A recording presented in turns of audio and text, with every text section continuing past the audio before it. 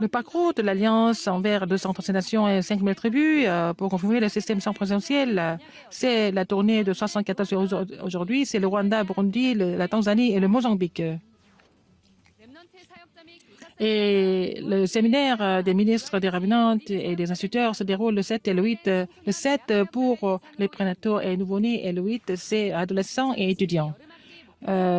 L'école supérieure des femmes de pasteurs, c'est avec le titre dit Mystère du ministère pastoral des femmes de pasteurs.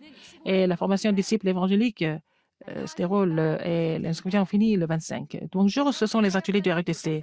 Le séminaire des ministres et des instituteurs des revenants se déroule le 7 et le 8 juin en RUTC d'Orpion.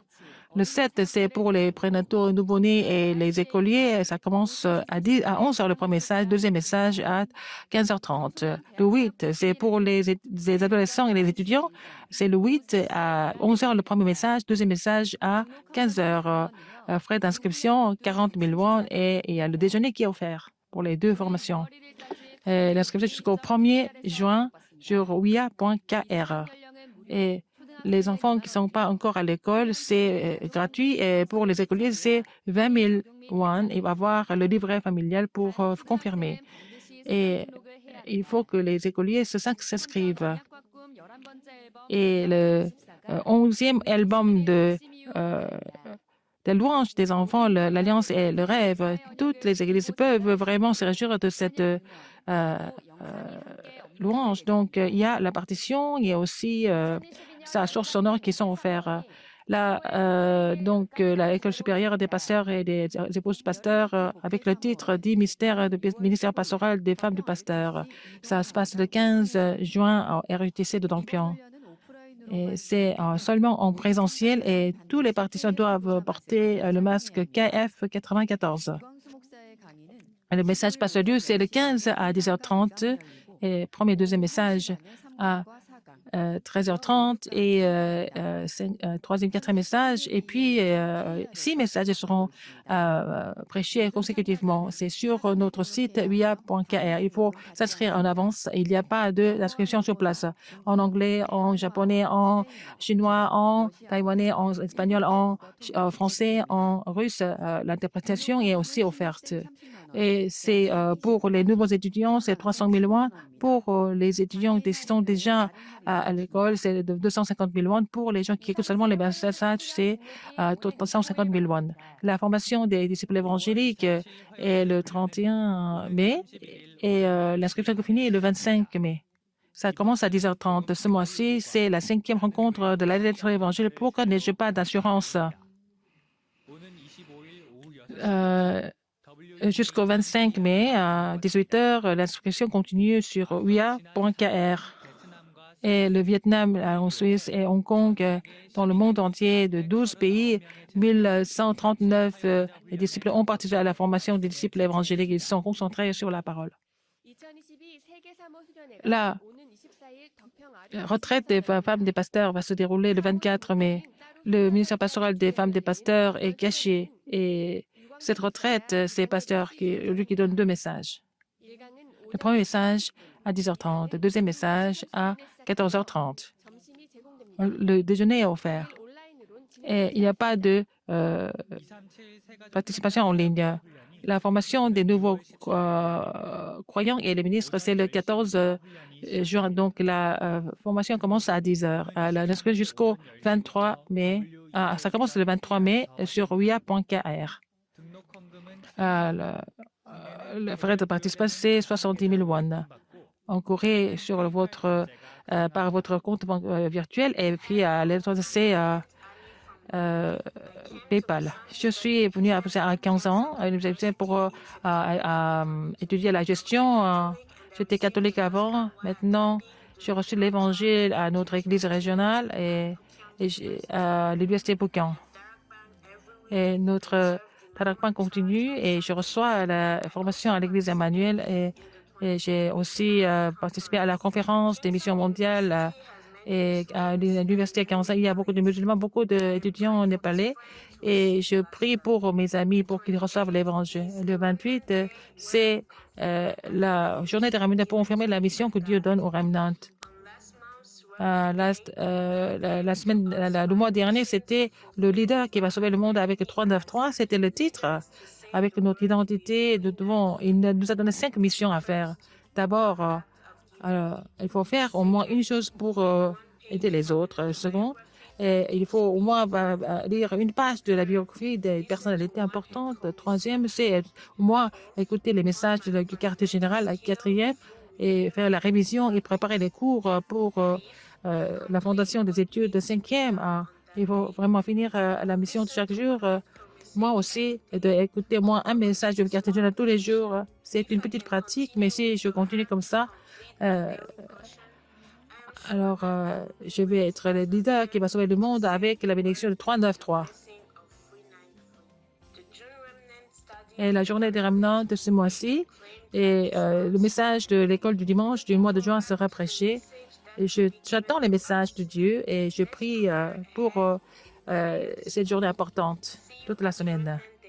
Nous allons tous nous retrouver à la journée des remnants.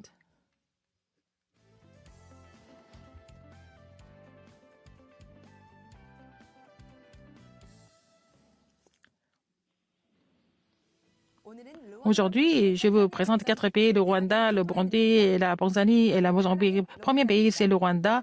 Le Rwanda était l'une des colonies africaines de l'Empire allemand jusqu'au début des années 1900, mais il a été incorporé à la colonie belge lorsque la Première Guerre mondiale s'est terminée par la défaite de l'Allemagne de la Belge. La Belgique a donné la préférence à la minorité Tutsi. Ils ont été privés comme une occasion d'éducation et ont été soumis au travail forcé, sont devenus les victimes de la politique typique de la division et de la ségrégation de l'impérialisme. Les Hutus qui ont pris le pouvoir après avoir obtenu leur indépendance de la Belgique en 1962 et ont riposté en avril 1994 lorsque l'avion a transporté le trésor des Hutus a été abattu par un missile. Comme ils l'attendaient, ils ont été et le Rwanda qui était le point de départ du mouvement de l'Afrique de l'Est dans les années 1930 est connu pour 80% de la population.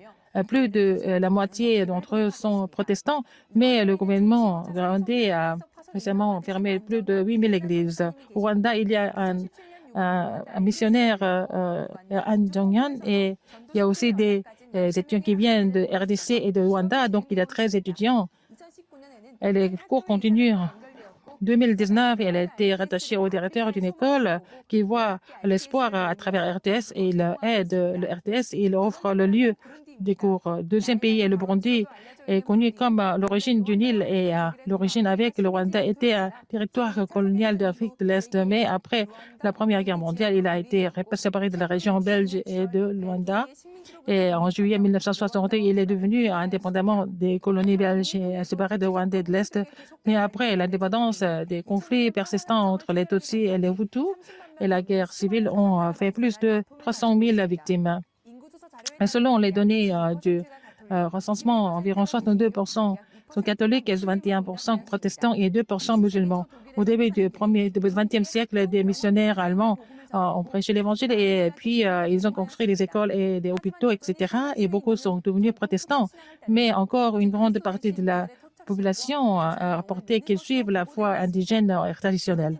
Le Burundi a commencé le développement en 2014 avec l'accueil d'un responsable d'église. Il y a des étudiants qui ont accepté que le ministère de la Parole a commencé. Il y a une trentaine d'étudiants burundais et puis ils sont en train de prier pour le RUTC au Burundi et un mouvement de 5 systèmes à base de fondation qui ne s'écroule pas. Le troisième pays est la Tanzanie, le parc national de Serengeti et c'est très connu, célèbre pour son café, était sous la colonisation allemande après la Deuxième Guerre mondiale et est devenu indépendant.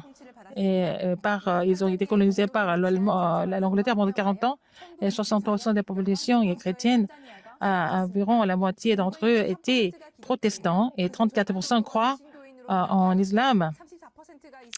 Et cependant, certaines études montrent que plus de la moitié de la population pratique encore les doctrines des religions traditionnelles africaines.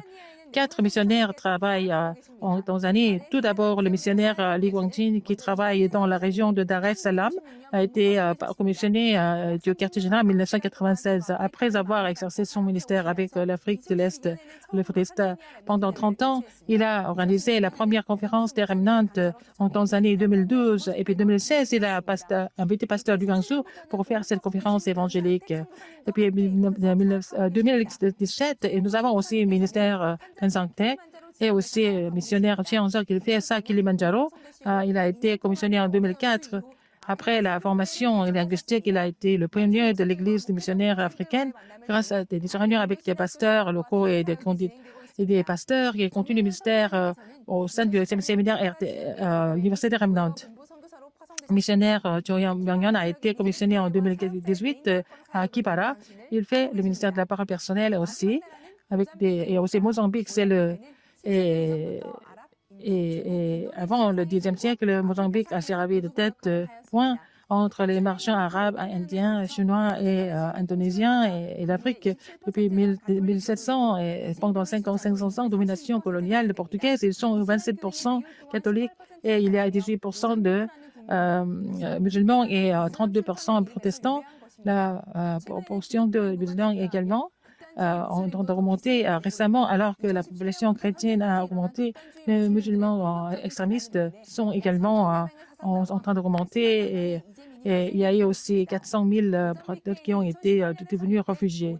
En Mozambique, le mouvement Remnant qui est dirigé par le pasteur Maloa, le mouvement des Remnants continue maintenant à cause de la pandémie. On ne peut pas faire le ministère en président, il est en train de faire ça à travers les médias. C'était le Rwanda, le Burundi, la Mozambique et la Tanzanie. Les instituteurs et les parents doivent être fortifiés, c'est très important. C'est relayé au Remnant, n'est-ce pas?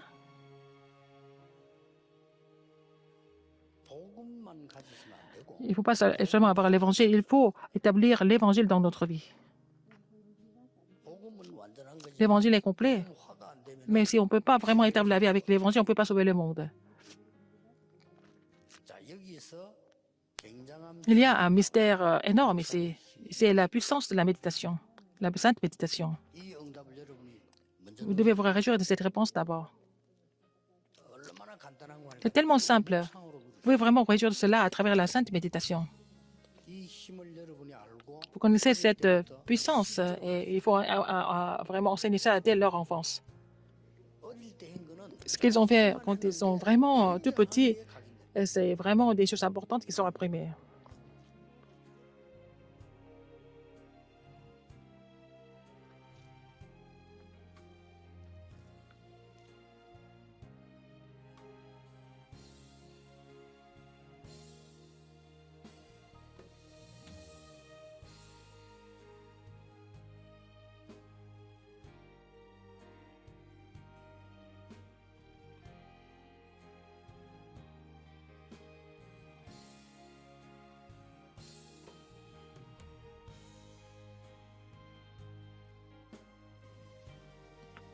Le séminaire des ministres et des instituteurs des Remnants, le 7 et le 8 juin au RUTC.